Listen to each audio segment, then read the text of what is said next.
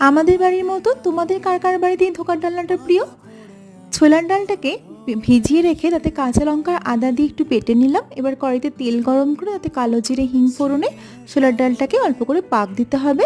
তার জন্য একটু হলুদ গুঁড়ো, নুন আর একটুখানি চিনি দিয়ে আমি পাক দিয়ে নিলাম।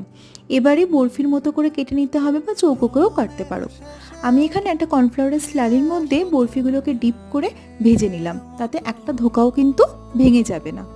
এবার একটা মশলার জন্য আদা, কাঁচা লঙ্কা, টমেটো, গোটা জিরে, গোটা ধনে, চার মগজ আর শুকনো লঙ্কা দিয়ে মশলাটা তৈরি করে নিচ্ছি।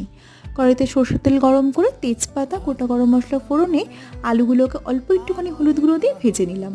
এবারে মশলাটা অ্যাড করে খুব ভালো করে কষিয়ে নিতে হবে। দিতে হবে হলুদ গুঁড়ো, লঙ্কা গুঁড়ো।